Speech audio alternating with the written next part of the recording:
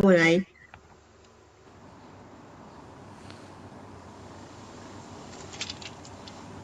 Berdoa tidak pernah cukup. Oke, jadi kita pertemuan yang kedua itu sama Pak Puguh lagi itu bahas tentang virus. Nah, sebelum itu menurut kalian virus itu apa? Virus itu bukan makhluk hidup, bukan hidup dan bukan mati. Dia Betul. dia orang dia suatu hal yang kecil banget, cuma mengandung protein, kayak nggak ada daging, nggak ada apa. Amit-amit ada daging. Oke. Nah, jadi virus itu kalau di katanya Pak Puguh kemarin itu termasuk parasit. Nah, virus itu benar bukan makhluk hidup, tapi sesuatu yang berupa DNA atau RNA yang dilindungi oleh selubung atau pelindung utama.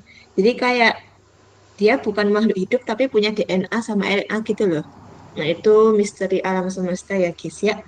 Nah, virus biasa itu biasanya mengandung satu jenis DNA atau asam nukleotida aja. Jadi kalau misal ada virus yang banyak yang mengandung lebih dari satu jenis itu ya anomali. Terus habis itu kemarin Pak Pogo tuh juga bahas yang namanya giant virus atau yang dinamakan virus raksasa. Nah, bedanya sama virus biasa, giant virus ini memiliki apa ya? Dia tuh malah lebih memiliki struktur yang kompleks gitu loh. Nah, itu ditulisannya memiliki zat-zat metabolisme. Nah, saking kompleksnya, saking banyaknya dia mengandung zat-zat metabolisme itu, para ilmuwan itu sampai menyebut itu adalah sel hidup yang mengalami kemunduran. Jadi kayak kalau sel biasa kan ada badan Golgi, inti sel, mitokondria, terus vakuola, pokoknya kayak isinya banyak banget gitu.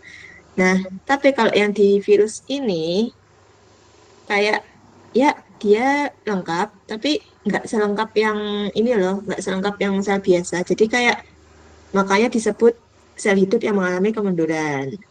Nah, terus karena virus bukan makhluk hidup, tapi kok bisa menginfeksi, kok bisa bikin orang sakit, itu cara masuknya gimana? Yaitu lewat protein reseptor dari sel target. Itu jadi kayak cocok-cocokan sama ini loh, bentuk sel apa bentuk reseptornya. Nah, itu nanti bakal dibahas di belakang. Ada gambarnya sendiri. Kalau cocok ya dia bakal masuk ke dalam sel. Nah, nanti berkembang biak dalam selnya itu terus udah langsung lepas deh virusnya, langsung berkembang biak banyak banget.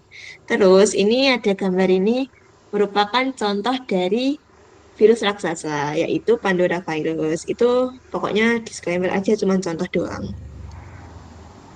Sampai sini aman? Aman, aman, Aman. Prof. Oke, terus singkatnya kita nggak usah bahas yang bebek-bebek itu atau ya pokoknya bahasa-bahasanya Pak Puguh langsung aja. Virus itu ditentukan berdasarkan strategi replikasinya yang dinamakan Baltimore Classification. Nah, Baltimore itu nama orang yang fotonya itu loh. Ya, katanya sih masih hidup. Pokoknya Baltimore Classification itu bapaknya membagi virus menjadi awalnya menjadi 6, tapi sekarang menjadi 7. Zaman sudah berubah. Nah, ini ya singkatnya. Jadi kalau yang kalian lihat di PPT itu kan ada banyak yang garis-garis, untai DNA dan sebagainya macam gitu kan. Nah, ini ada 7. Pokoknya tuh kalau singkatnya dari keseluruhan semua ini bisa enggak ya? Pasti nggak bisa kursor ini. Oh, ya udah nggak jadi. Nah, jadi itu eh, singkatnya ini tuh semua 1 sampai 7 ini tuh cuman ini loh strategi kayak gimana caranya virus itu bisa masuk ke sel tubuh kita. Gimana caranya bisa masuk sampai ke faktor transkripsi biar dia tuh bisa membelah diri gitu loh. Jadi kayak istilahnya gimana caranya bisa numpang sampai tujuannya tercapai gitu loh. Nah, jadi tujuan akhir virus itu memiliki mRNA strain yang positif. Nah, maksudnya dari mRNA strain positif itu apa? Kalau yang positif itu berarti urutan dari mRNA virusnya itu udah sama dengan dengan nukleotida sel target. Nah, kalau udah sesuai kan berarti kayak ribosom itu kan nggak bisa lihat ya, dia nggak kayak tahu oh ini virus, oh ini enggak. Dia tuh cuman mengenali kayak kodonnya atau bahasanya, urutan bahasanya itu udah sesuai atau belum. Nah, kalau udah sesuai kan berarti kayak dianggap oh, walaupun itu virus ya, itu kalau udah punya urutan yang sesuai, itu kayak oh ini berarti kamu masuk ke spesiesku, berarti aku translasiin kamu gitu. Jadi kalau eh, pokoknya outputnya itu virusnya itu harus mengubah mRNA-nya itu menjadi positif, artinya menjadi sesuai dengan sel targetnya. Nah, tapi kan di situ kemarin Pak Puguh kan bilang ada yang ini ya, ada yang negatif. Nah, itu yang contohnya ada grup 4 sama grup 5. Itu kan yang eh, tandanya itu negatif ssRNA. Itu kan masih negatif. Itu kan sama aja mRNA negatif strain. Nah, itu kalau negatif artinya urutannya itu eh, belum sama nukleotida sel target. Jadi harus disesuaikan dulu. Nah, cara nyesuaiinnya itu diubah menjadi positif biar bisa langsung ditranslasi. Cara ngubahnya gimana kemarin nggak dijelasin dan itu bakal ribet. Jadi kayak singkatnya gitu dulu. Jadi ya kalau yang masih negatif itu kan artinya nggak sesuai. Jadi dia nggak bisa langsung ditranslasiin gitu loh. Beda sama yang positif tadi. Ya singkatnya gitu. Ini bisa dibaca lewat PPT-nya Pak Puguh karena lebih lengkap di beliau. Nah, kemarin aku ingat kan Pak Puguh itu eh, bocorin soal UTS itu kayak nggak cuman hafalan kayak gini doang, tapi kayak beliau tuh nanyain ini loh, kenapa harus diubah menjadi negatif atau kenapa harus gini gini gini kan kalau hafalan doang ini kan nggak cukup, jadi kayak ini bisa dihafal sendiri dulu, terus habis itu langsung bahas ini aja. Nah, seingatku ya, pada kelas 4 yang ini, coronavirus ini kan dari positif, negatif, terus dia baru jadi yang mRNA. Nah, itu kenapa kok diubah jadi negatif dulu? Nah, setelah aku baca-baca, aku cari-cari sampai pusing sendiri, itu jawabannya dia tuh tujuannya untuk memperbanyak jumlah untai positif. Soalnya untai positif sendiri itu kan artinya udah sesuai dengan urutan nukleotida sel target. Nah, kalau udah sesuai kan bakal udah langsung ditranslasiin jadi protein gitu. Nah, cuman dia kan strateginya ngubah jadi negatif. Ini negatif ini tuh merupakan template buat yang positif. Jadi kalau semakin banyak, bentar. Jadi kayak ada yang RNA negatif. Itu kalau RNA negatif itu kan mesti bakal diubah jadi positif dulu biar untuk proses ini, proses translasi untuk jadi protein.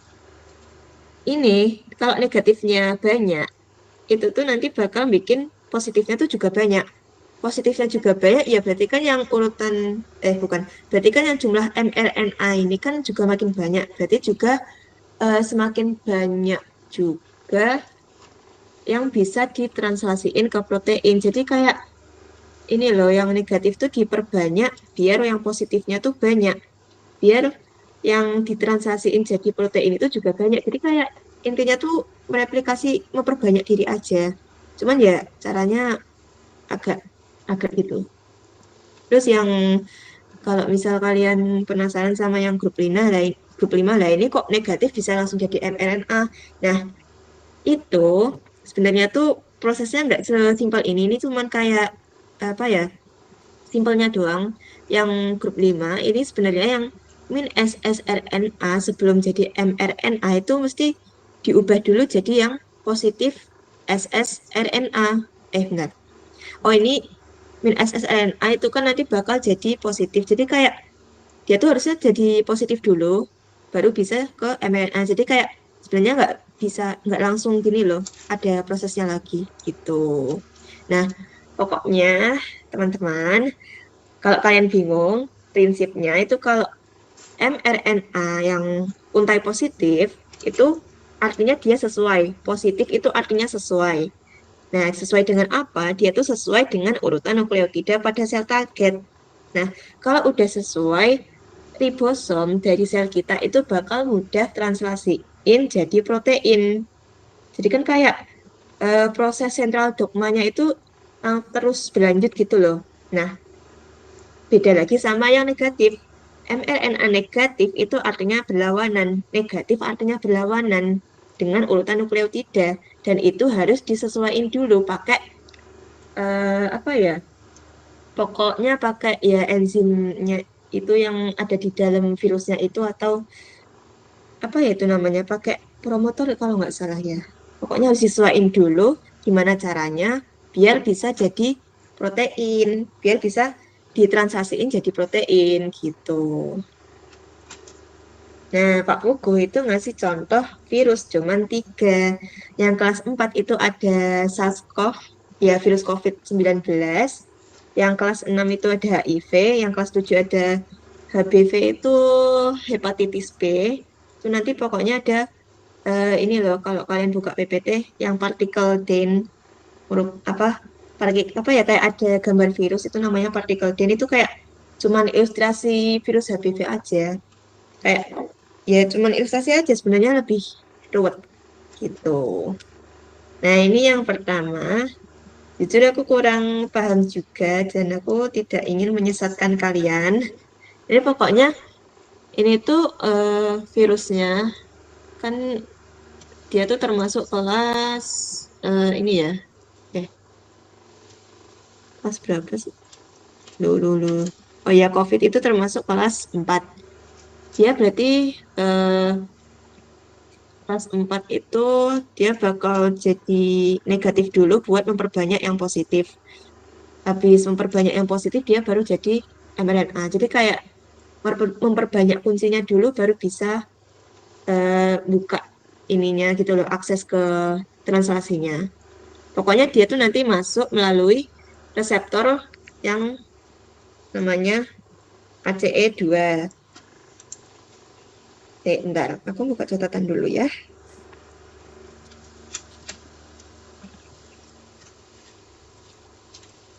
Tapi dari yang tadi tuh ada yang ditanyain nggak, guys?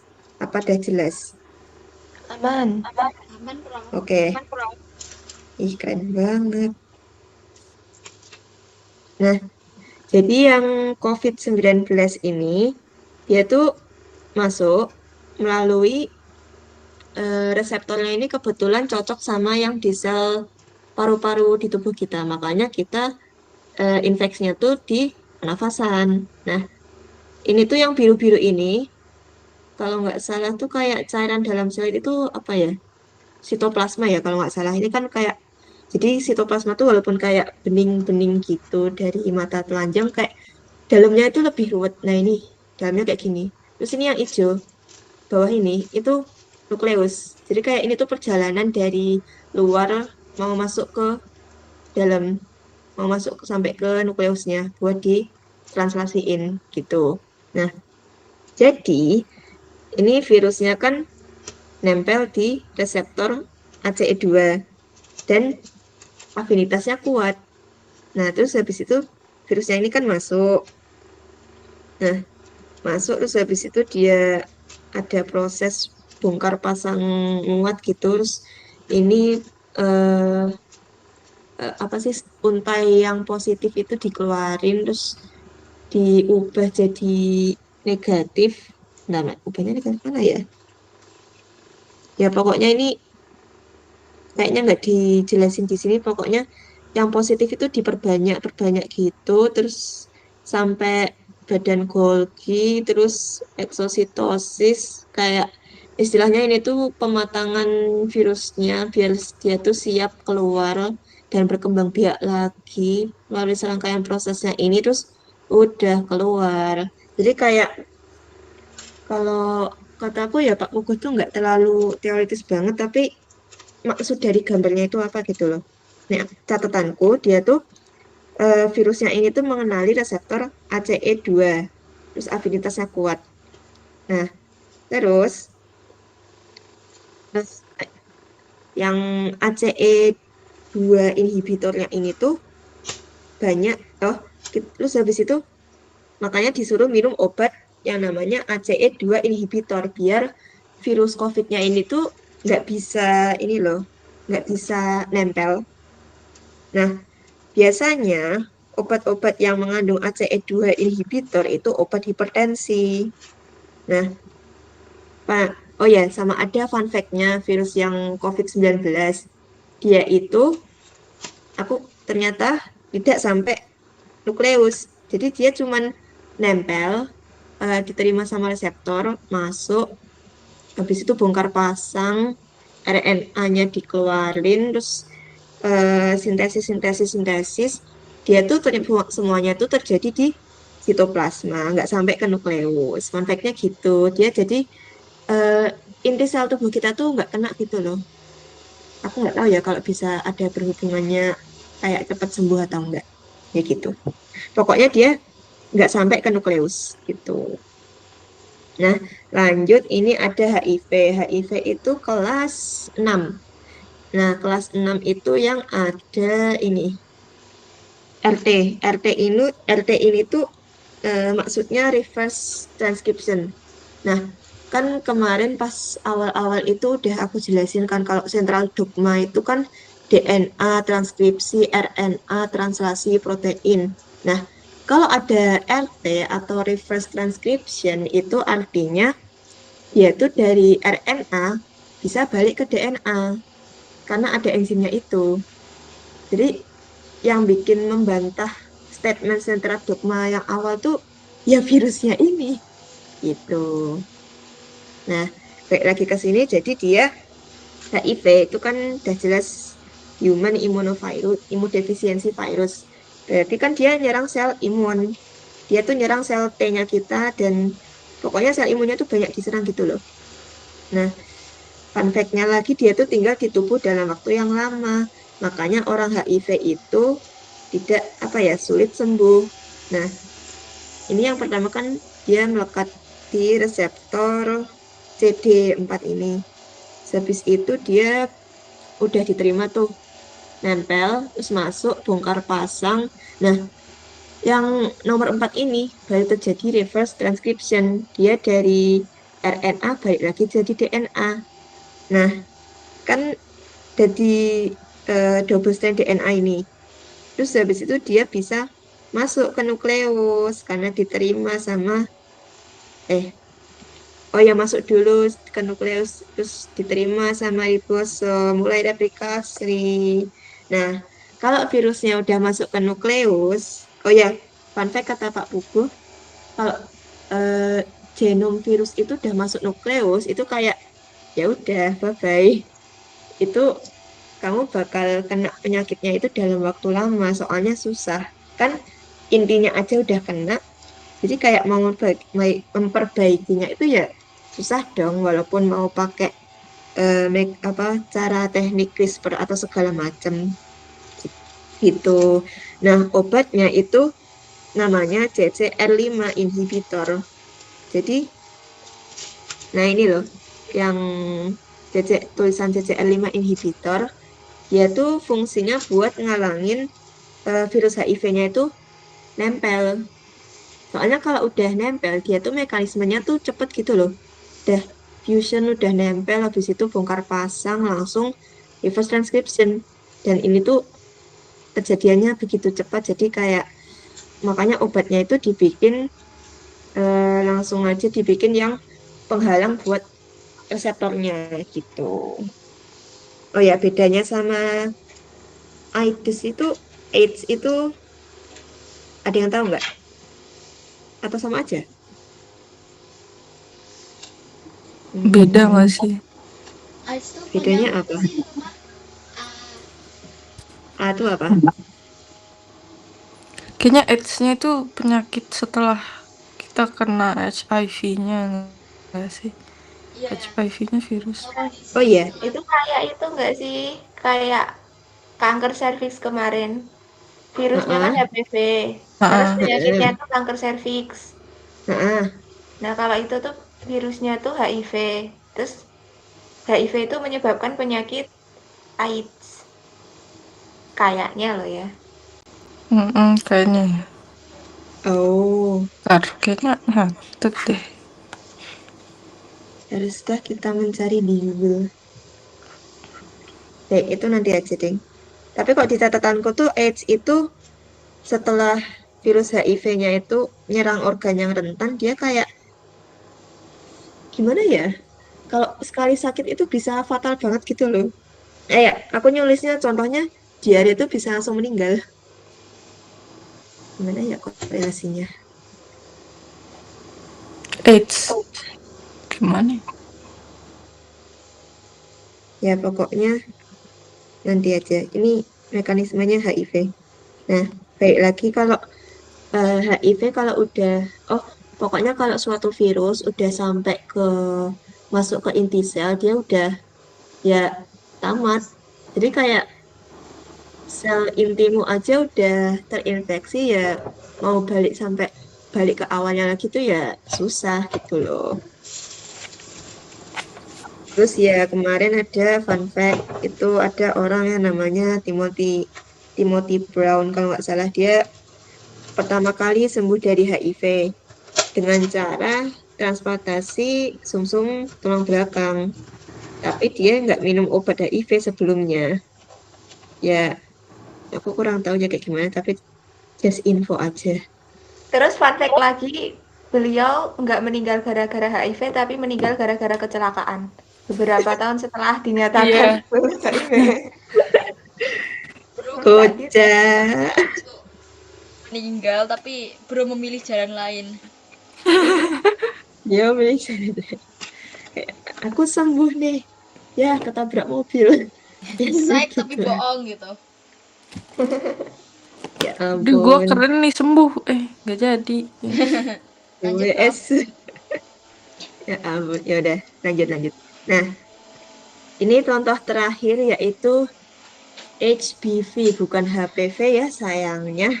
HBV itu merupakan virus hepatitis B. Nah itu dia tuh menyerang di reseptor NTCP ini.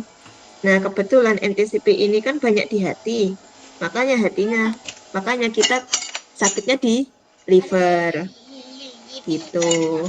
Nah ini kan ada yang pas itu tuh Pak Koko jelasin HBV itu ada dua tipe.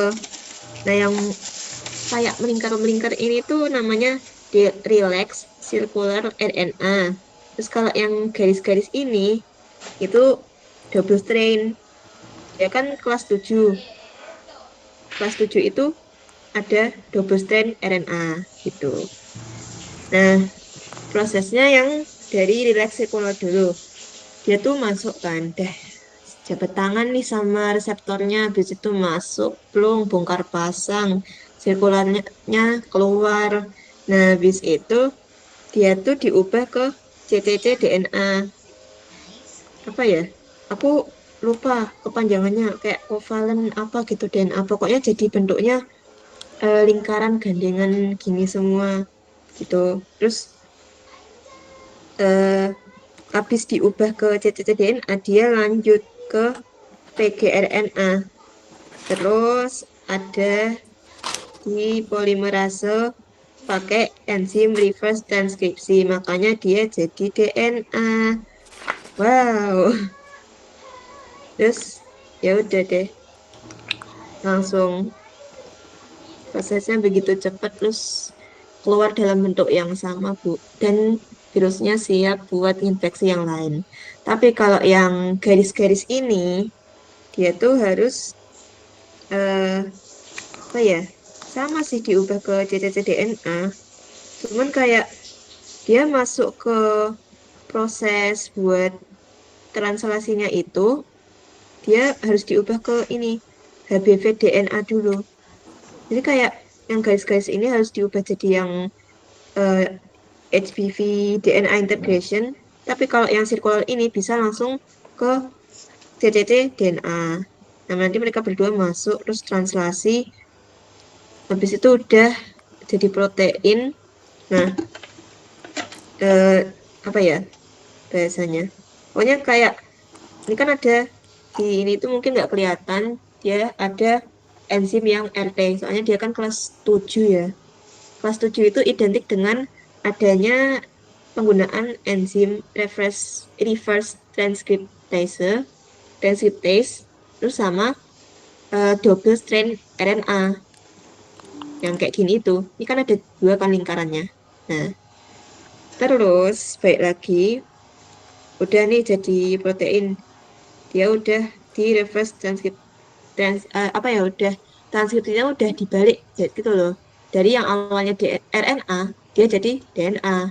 Terus untainya negatif, dia udah, ini udah siap, ini udah dilindungi kapsid, terus dia keluar deh. Nah, isinya tuh antara yang bulat ini sama yang garis-garis ini. Singkatnya gitu ya kawan. Jangan tanya aku detailnya karena aku bukan ahli virus seperti Pak Pugu. Nah, jadi ini partikel dance. Kayak apa ya? Singkatnya tuh dia tuh cuman ilustrasiin aja kalau virus HBV itu isinya gini, strukturnya gini. Ada rcDNA, terus core protein. Nah, ini polimerasenya di sini, terus ini apa ya, protein permukaan. Nah, ini tuh yang ada segitiga tajam-tajamnya ini sama yang nggak ada segitiganya ini biasanya buat biasanya tempat melekatnya ke reseptor kayak ini loh. Nah, yang NTCP-nya ini kan kalau kalian lihat atasnya itu kan kayak nyambung. Nah, itu kayak potongan puzzle gitu loh. Nah, bentuknya gini dan cocoknya di reseptor NTCP. Banyak di hati. Makanya hatinya kita kena. Oh iya, ini kata Pak Pugu kalau HPV itu yang buat bedain sama yang lain, kan tadi biasanya yang lainnya pada pakai eh, reverse transcription, itu kan kayak di tengah-tengah gitu ya. Nah, kalau yang HPV ini, dia tuh pakai enzim RT-nya itu sebagai sentuhan terakhir gitu loh. Dia makainya pas akhir-akhir, pas mau keluar, pas mau virusnya matang gitu. Nah, terus fun fact lagi, HPV ini sama tinggal di tubuh, soalnya udah masuk ke inti sel, jadi kayak kronis susah dihilangin. Nah, walaupun dia misal anaknya itu walaupun kena di anak-anak, terus kayak rasanya belum parah nih, tapi itu tuanya bakal ngefek. Soalnya kan kita kan organ tubuh kan makin lemah ya di hari tua. Kalau nggak diobatin sejak awal, nanti pas tuanya dia bakal sirosis hati, hatinya rusak, livernya rusak. Terus kalau rusak dia parahnya malah jadi kanker hati gitu deh. Nah, oh ya, ini Happy Aids ini surface protein, terus yang RC DNA ini dia tuh DNA yang muter-muter. Bentar ya guys, aku mau ngambil kucing dulu. Izin instruksi.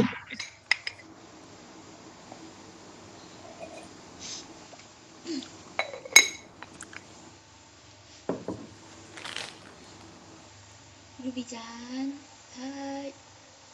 Ya, nih gasking. Ih, pengen bubur. Lapar. Makan. Sarapan apa ya? Sarapan biomo. Ini udah makan siang, Kim, bukan sarapan pagi. Sarapan ini. Oh iya ya, kok udah cepet jamnya cepet banget sih.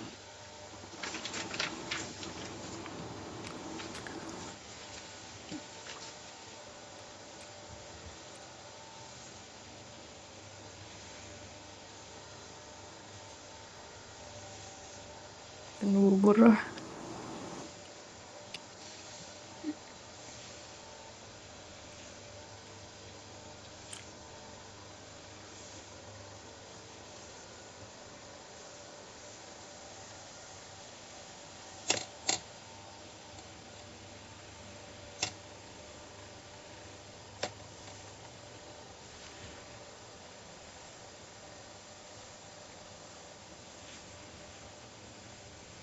Em,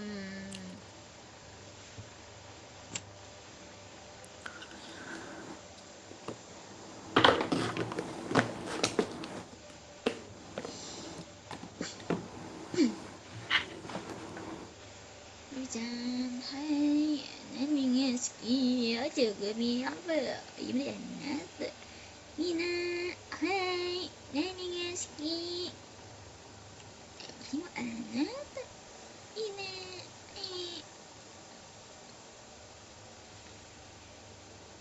ice cream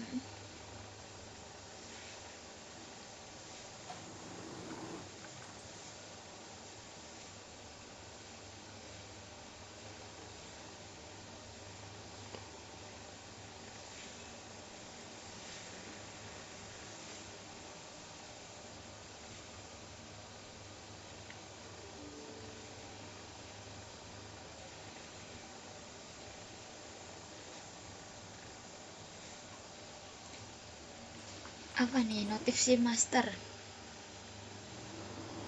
Waduh. farmakologi disuruh ini apa join elok Farkol. iya Oh iya, Mungkin- belum ada ya. kalian dapat notifnya kan si master Belum lihat. cek guys farmaku kapan oh masih tahun depan ya oh ya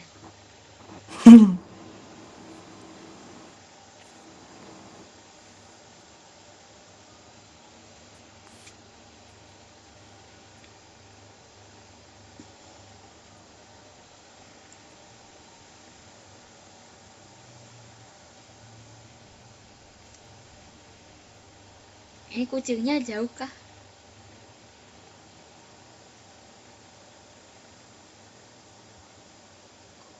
Helga Rolf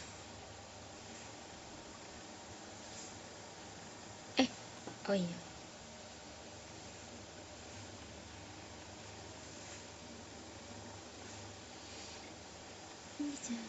hai nani ga suki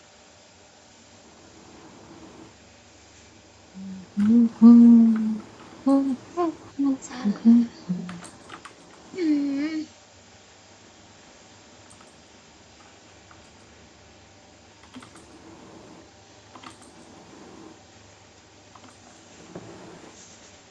Mina hai nani ga suki loh Itu. oh kaget dikit kok nggak bisa di enroll you cannot enroll anymore since enrollment ended on Aku Saturday balik. hai Hai, maaf Kalian ya, dapat- soalnya kucingku habis dari rumah sakit, jadi aku yang terima. oh my god oke Gara-gara jamuran, oh jamuran dikit nggak ngaruh. Cimeng. Ya begitulah. jamuran pernah Malah. salah Yang tadi aman kan? aman lanjut bro Mana sih? Nah, jadi ini kan struktur dari virus hepatitis B atau HBV itu dinamakan partikel DAN. Nah, ini keterangannya aku cuma nulis yang HBS ini tuh protein permukaan. Dia tuh biasanya Dia tuh biasanya buat melekatkan diri ke apa sih itu namanya? Reseptor kayak ini loh, NTCP di sel tubuh kita. Terus kalau yang rcDNA, dia itu artinya yang lingkaran ini tadi tuh loh, T-rex DNA. Nah, aku nggak tahu ya kok kenapa cuman di sini ditulisnya cuman rcDNA. yang lingkaran doang, tapi kok nggak garis-garis. Ya mungkin kebanyakan yang lingkaran ini sih, makanya ditulis kayak gitu. Terus habis itu kalau yang HBC ini tuh eh, protein intinya gitu loh. Isinya kayak plasmid dan kawan-kawan. Ya materi genetik gitulah. Nah, aman. Perlu ulang Yang apa? semuanya. Ini kan eh, bentuk virus hepatitis B. Heeh. Nah, yang tulisannya HBS ini itu protein permukaan. Nah, kenapa bentuknya beda-beda? Soalnya dia tuh menyesuaikan reseptor yang ada di sel tubuh kita. Kayak yang NT, NTCP ini. Gitu. Oh, Ya, ya. Terus ini.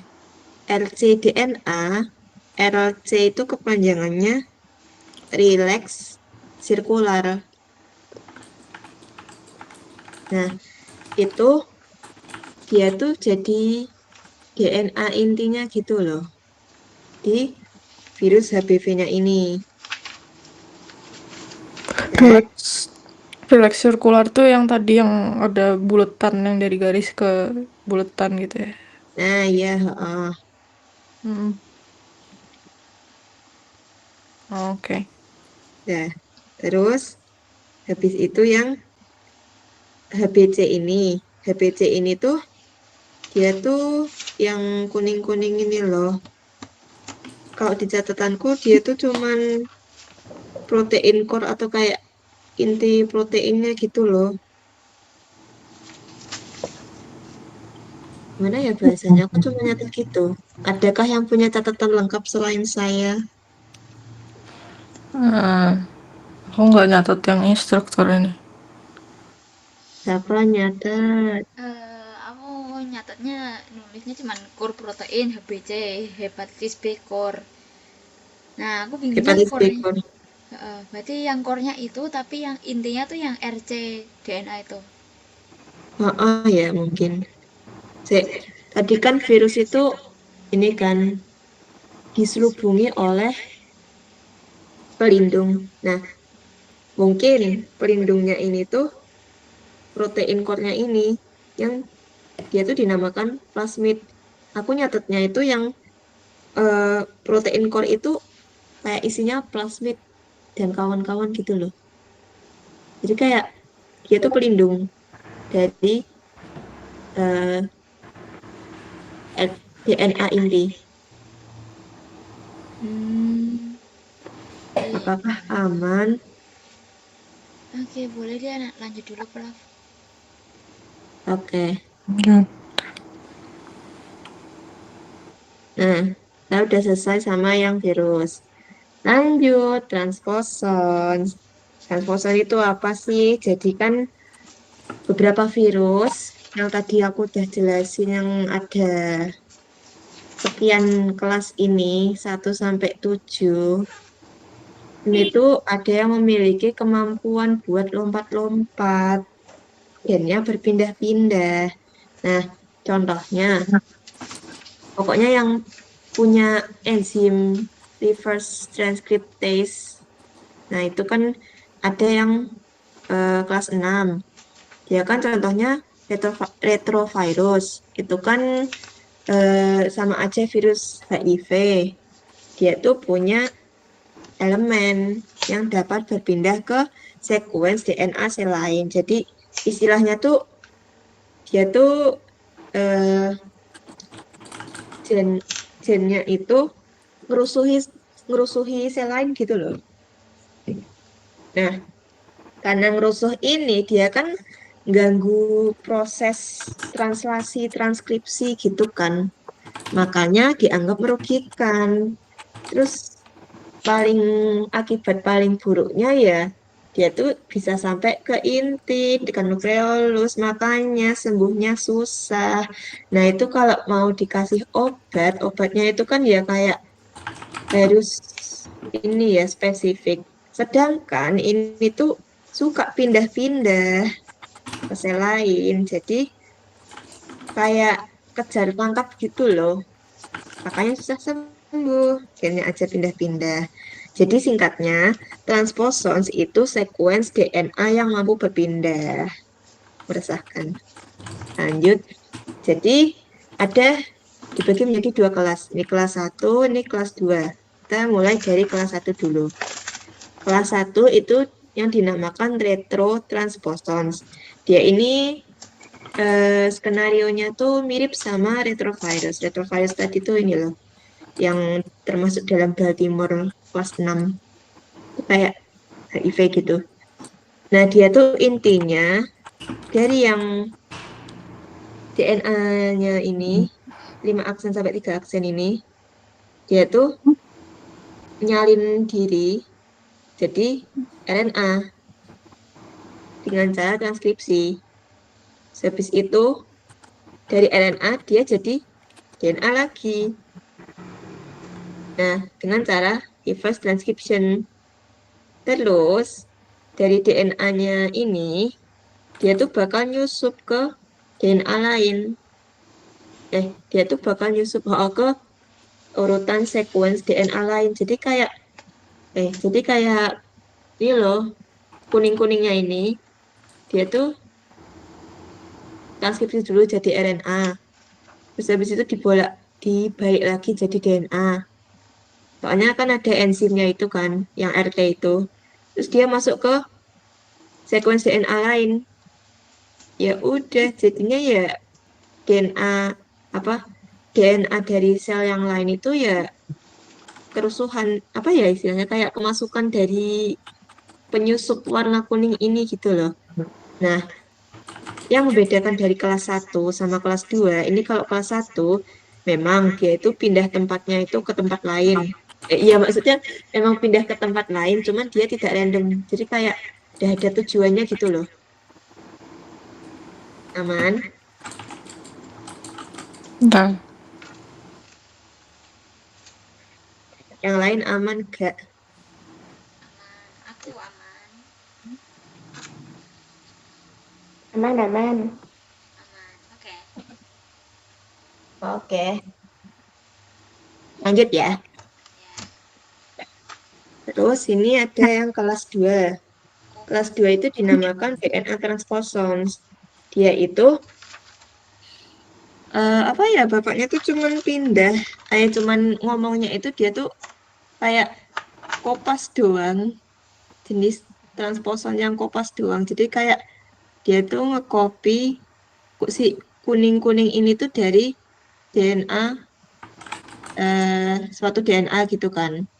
Di copy, duel, langsung jadi DNA. Nah, DNA-nya ini yang kuning-kuning ini dia pergi ke suatu tempat, diintegrasiin ke tempat lain, pindah tempat, lompat gitu loh dari sel satu. Nah, cuman bedanya dari kelas satu tadi, dia ini lompatnya acak. Jadi kayak nggak bisa diprediksi gitu loh. Kalau nggak salah ya, aku nyatetnya gitu. Ya pokoknya ini yang kelas yang lebih meresahkan gitu. Sampai sini aman.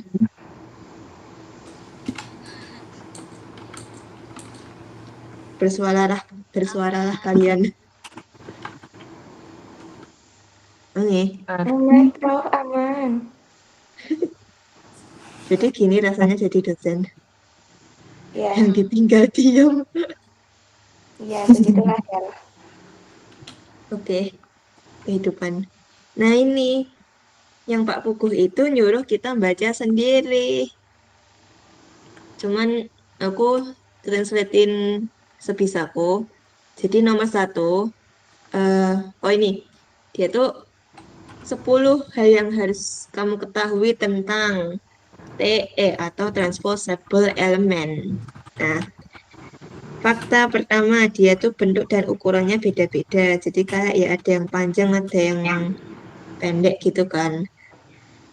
Intinya gitu aja sih. Terus ini yang kedua, dia tuh Yang distribusinya tidak. panjang pendek apa DNA-nya? Mm-mm. Yang pindah nih loh, kuning-kuningnya nih loh, Oh, oke. bisa nyusup kemanapun. Yang kedua, dia oh ini tuh distribusinya tuh walaupun tadi aku bilangnya tuh ada yang acak, dia tuh masih ini loh, masih ada kecenderungan buat terpusat di area tertentu. Jadi kayak misal penyakitnya itu kan di paru-paru, tapi nggak mungkin sampai lompat sampai usus gitu. Nggak, paling kayak cuman paru-paru bagian mana, pinggir, atas, tengah gitu. Jadi kayak nggak jauh banget. Jadi kayak cuman cenderung terpusat di area tertentu gitu. Terus yang ketiga, dia tuh TE ini tuh merupakan sumber mutasi. Kenapa? Soalnya dia tuh kayak berada di tempat, berada di yang bukan tempatnya gitu loh. Dia tuh hinggap di tempat yang bukan tempatnya. Gimana ya bahasanya? Pokoknya kayak tidak berada tempatnya gitu loh. Makanya dia bisa dikatakan sumber mutasi. Kayak dia tuh apa ya? Nyusup ngawur gitu loh.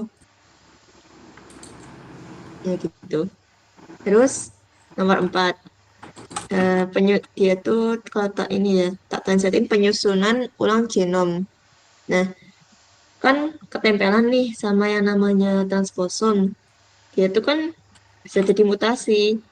Soalnya kan ada kayak otomatis ada sequence baru gitu loh. Urutannya baru lagi. Kalau mau ditranslasiin sama ribosomnya itu kan bisa jadi beda. Genomnya yang awalnya udah tersusun A, jadi malah kerevisi B gitu. Nah, itu bisa jadi tandanya bisa jadi mutasi gitu. Terus habis itu nomor 5, TE, ini ekspresi versus represi. Oh, jadi ekspresinya TE sendiri itu dapat diatur sama mekanisme seluler atau mekanisme dari sel kita itu sendiri. Dan seringkali itu apa ya, dicegah, ditekan, kayak di repres gitu loh. Apa ya, kayak jangan terlalu banyak gitu. Nah, itu untuk mencegah kerusakan genom. Aku agak bingung sih sama nomor 5 ini, kayak intinya gimana. Tapi ya nomor 6 dulu aja ya. Nah, terus kalau nomor 6, TI itu kan karena tadi kan ada lompat-lompat terus habis itu nyusup ke apa ya, istilahnya kayak orang main apa ya, nyusup ke ngerusuin orang lain di ruang ruang belajarnya sendiri gitu loh. Jadi kayak misal Hima punya ruang belajarnya sendiri. Dia di kelas 1. Tapi dia tuh suka ngerusuhin ruang kelas 2 yang isinya acak. Nah kan itu Wah, kan itu ngerusuhin. Cina. Nah kan itu kan acak kan terganggu. Jadi kan ya otomatis dia hasil apa ya, dia tuh belajarnya juga terganggu. Apa yang dia serap juga terganggu. Jadi begitu deh. Nah ini karena outputnya terganggu, berefek. Misal belajar untuk ujian ya, berefek sama nilai ujiannya. Nah, kasusnya sama dengan TE ini. Dia tuh mempengaruhi sel germinal. Sel germinal itu apa? Itu sel yang dapat apa ya? Sel yang diturunkan ke keturunan. Jadi kayak misal ibunya tuh punya transposon, mesti kan anaknya itu kan gennya kan mesti kayak diutak-atik juga kan. Nah, itu berpengaruh di situ antara dia harusnya punya ekspresi gen yang A, tapi dia malah jadi punya yang C gitu. Dan itu ya aku nggak bisa bilang baik buruknya, soalnya kayak mutasi itu kan bisa menyebabkan positif dan negatif gitu. Nah, jadi dia tuh TE gimana gimana, aman nggak? Aman. Oke. Nah, jadi TE itu dapat mempengaruhi sel germinal yang dapat diturunkan ke keturunan atau sel somatik, sel tubuh gitu. Terus habis itu yang 7, TE itu lebih dari sekadar transposisi. Jadi dia tuh nggak hanya sekedar berpindah, tapi dia juga ikut dalam regulasi gen sama pembentukan RNA non-coding. Nah, kan kemarin udah aku jelasin yang non-coding itu kayak kalau kamu ngapa-ngapain di non-coding itu kayak nggak ngaruh gitu loh. Soalnya dia tuh bukan tugasnya untuk mengekspresikan protein, ataupun itu pun dia kalau mengekspresikan protein nggak ngaruh sama sekali, nggak guna gitu loh. Ya, intinya gitu. Terus nomor 8, dia tuh transposon itu menciptakan gen dan RNA. Ya, jelas sih ya, karena dia berpindah-pindah kan jadi kayak nyusup, urutannya berubah, ditranslasiin jadi proteinnya kan juga lain-lain gitu kan. Nah, ini tuh dapat jadinya dapat menciptakan gen sama RNA yang lain gitu loh. Jadi kayak tambah aja variasinya, entah itu baik atau buruknya. Nah, lanjut yang nomor 9. Jadi TE ini juga dapat memodifikasi jaringan regulasi dengan cara dia memengaruhi ekspresi gen di dekatnya. Caranya gimana? Ya pindah-pindah itu dia nyusup masuk ke sentral dogma. Udah deh berubah. Nah, yang terakhir itu umum banget sih. Pokoknya kalau kita mau belajar tentang TE, transposable element itu yang jelas alatnya khusus. Kan kemarin kan udah dibilang sama Prof Adam, Prof yang lain, Prof ya Bu Puji, DKK gitu kan. Nah, kalau mau ngutak-atik DNA itu harus dengan prosedur yang khusus, harus murni, kayak nggak boleh ada kesalahan dikit pun gitu loh, soalnya sensitif DNA itu. Nah, sampai sini aman. Aman nggak? Aman nggak? Aman nggak? Aman. Aman. Oke, lanjut. Nah, ini kan tadi transposon itu kan eh, berpindah-pindah kan DNA-nya ini. Menyebabkan penyakit. Nah, caranya transposon itu menyebabkan penyakit itu dengan cara apa? Tapi sebelumnya kita ingat-ingat dulu. Udah diajarin belum ya? Pokoknya itu nanti kalau yang masuk ke ini loh, yang transkripsi itu cuman ekson aja. Jadi yang intronya itu hilang tuh loh. Oh, pas praktikum, Deng. Ingat nggak? Iya, iya. Nah, jadi kan, Oh, Di Unfarmatika nggak sih? yes, sentral dogma. Nah, dengan transposon itu bisa nyebabin penyakit dengan 3 cara. Yang pertama ada exon skipping. Dia tuh transposonnya itu malah ngilangin seekson.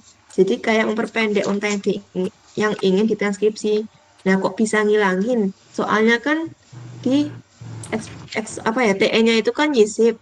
Itu kan udah ada bahasa kodonnya itu kayak macam-macam ya biasanya. Itu ditranslasiin.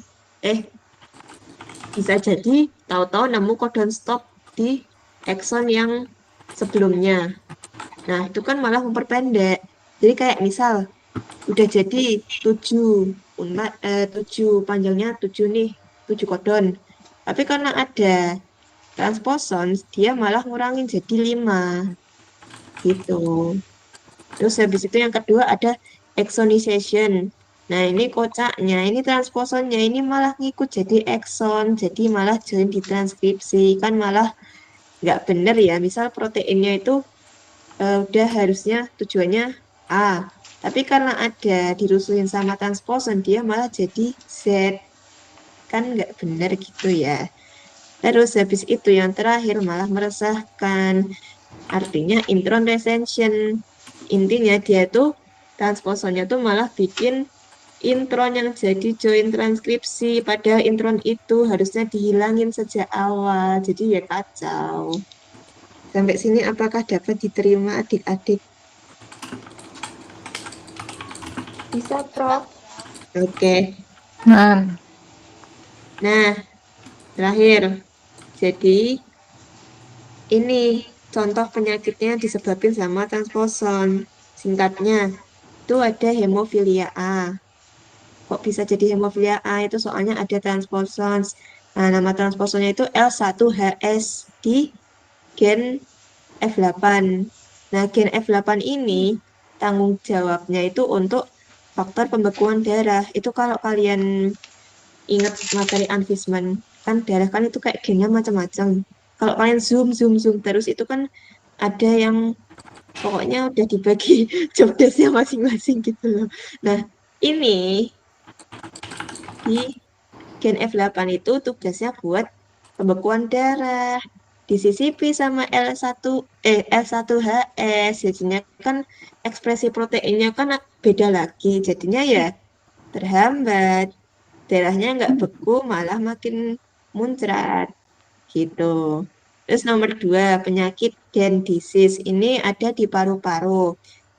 Jadi, transposonnya itu namanya ALU-Y5. Nah, bukan paru-paru, kocak. Ginjal. Nah, sorry, sorry. Penyakit Danon disease itu ada di ginjal. Nah, transposonnya namanya ALU-Y5. Nah, ini dia tuh termasuk yang ini loh, termasuk yang exon skipping. Soalnya dia ALU-Y5 ini menyisip di salah satu gennya dalam ginjal itu nyebabin exon 11 itu ke skip. Nah, kan kalau skip itu kan mesti merubah tatanan semuanya. Nah, itu ternyata di kasusnya ini menyebabkan codon stop di exon 12.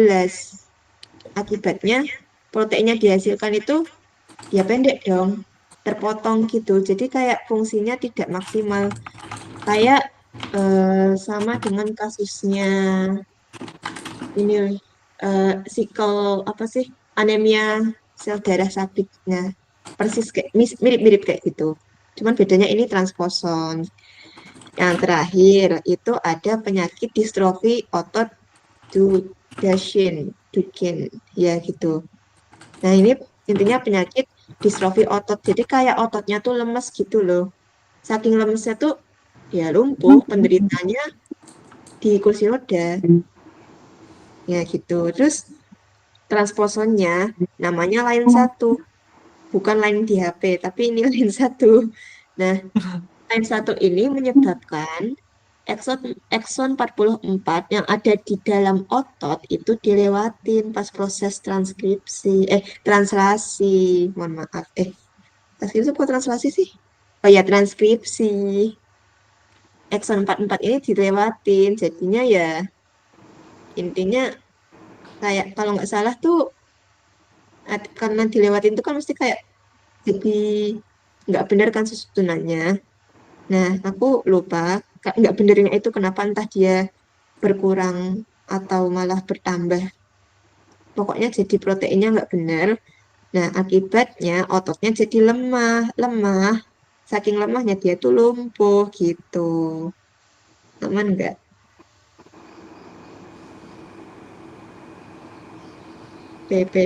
Aman nggak? Aman, Prof. Oke. Insya Allah. Nah, terus cara ngatasinya gimana? Masa iya orang pintar itu pada diem aja? Dengan cara, Dengan cara CRISPR-Cas9, yipi. apa itu? Sukaannya Karisma. Iya. Nah, Biskuit crispy. CRISPR. crispy ya. Nah, kita tuh sebenarnya kayaknya nggak bakal keluar deh ini. Soalnya kayak Pak Pugu cuman pembuka aja. Nah, tapi aku jelasinnya kayak pakai bahasa aku aja ya. Jadi, metode CRISPR-Cas9 ini terinspirasi dari bakteri Streptococcus, yang dimana Streptococcus itu memiliki sistem imun terhadap virus. Caranya gimana kok bisa disebut punya sistem imun? Caranya adalah ketika virus nyerang Streptococcusnya ini, kan virus itu kan nyuntikin DNA. Nah, sama bakteri Streptococcusnya ini tuh dia tuh nggak ngebiarin DNA virusnya tuh gentayangan berkeliaran gitu aja di dalam selnya. Caranya dia tuh memotong DNA virus gitu. Nah, dia tuh di catatanku kalau CRISPR-Cas9 itu kamu harus tahu ini-ininya aja sih. Singkatnya, Cas9 itu enzim yang motong DNA virus yang kayak bentuknya kayak awan ini loh. Oke, lanjut. Terus RNA RNase 3 ini yang kayak paku jatuh dari langit itu fungsinya itu sebagai enzim yang memotong RNA. Nah, bedanya sama Cas9 itu dia DNA virus yang dipotong. Tapi kalau RNA dia tuh tapi kalau yang RNase 3 itu dia motong eh, RNA dari mana ya? Pokoknya motong RNA. Aku aku kurang tahu ya RNA virus atau apa. Pokoknya RNA. Ya ini cuman just info aja sih. Soalnya mesti nggak bakal keluar. Nah terus lanjut eh, track RNA. Intinya tuh ini loh yang merah-merah. Tracer RNA tuh aku bingung bahasanya gimana. Tapi dia tuh intinya buat nempel terus biar jadi kompleks gini loh. Terbentuk kompleks sama Cas9 sama DNA-nya. Soalnya nanti bakal itu kayak dipotong terus dibawa gitu loh. Terus nanti bakal dipotong-potong lagi gitu. Nah, ini kalau kalian zoom lebih dekatnya lebih lebih simpelnya. Nah, hmm, jadi kan Cas9 itu kan tadi motong DNA ini kan. Nah, hasil pemotongannya itu double strand break. Artinya DNA-nya tuh kepotong gini. Ini kan jelek ya. Jadi sel tubuh kita itu karena menganut prinsip homeostasis, dia bakal memperbaikinya. Ada dengan dua cara, yaitu pakai NHEJ atau non homologous enjoining sama yang HDR atau homologi directed repair. Nah, yang ini NHEJ itu caranya DNA-nya tuh disambung dengan cara indel seperti yang kita pelajari kemarin. Indel itu apa? Insersi sama delesi. Jadi kayak kayak masukin untainya ini sama yang ngapus-ngapus. Jadi kayak istilahnya kayak kamu tuh ngedit gitu loh. Cuman dia tuh resikonya tinggi. Kenapa resikonya tinggi? Soalnya kita tuh ngutak-atiknya tuh nggak pakai template. Jadi kayak bebas gitu loh. Kayak istilahnya Dukun kalian kita, gimana? dukun. Nah, iya juga. Intinya tuh kalau NHEJ itu kita tuh nggak pakai template dari DNA aslinya. Sedangkan nggak ada ya orang tuh hafal urutan sequence DNA tuh sebanyak itu. Jadi kayak potensi buat iseng dan ngawurnya itu sangat besar karena tidak pakai template karena kreativitas orang itu sangat besar-besar ya guys ya. Jadi ini bisa mengarah ke mutasi. Malah habis di CRISPR-nya ini bukannya sehat malah jadi sakit gitu. Makanya NHEJ ini kurang disukai sama ilmuwan. Terus cara kedua itu ada yang namanya homologi directed repair atau dengan cara HDR. Nah, HDR ini dia tuh pakai DNA donor buat cetakan, buat template untuk perbaikan. Kan kalau pakai cetakan itu kan jelas, yaitu kemungkinan sehatnya tuh lebih tinggi dan kemungkinan mutasinya lebih rendah gitu. Soalnya kan pakai udah ada template-nya gitu loh. Kalau kalian bingung, ibarat kalian bikin kue. Kue itu kalau nggak pakai cetakan ya hasilnya nggak karuan kan. Antara misal agak benyek dikit atau kayak apa ya, bentuknya nggak sesuai. Tapi kalau pakai cetakan itu kan hasilnya bisa perfect, bisa cantik tuh, bulat sempurna, kotak sempurna gitu. Sampai sini aman. Aman. Selesai. Sekian. Wassalamualaikum warahmatullahi wabarakatuh. Terima kasih. Waalaikumsalam warahmatullahi wabarakatuh. Terima kasih, Prof. Terima kasih, Helga. Prof. Sekarang Terima kasih, Eh, Prof. Nanti istirahat. farmasi jam 1. Iya. Itu kuis langsung apa Zoom? Apa Kimit? Wih, sambil Zoom. Hehe. oh iya. Nggak review materi dulu. Cak. Prof Coba Atta, Prof Prof Atta. Aca. Ini udah ku end dulu ya. Bye-bye.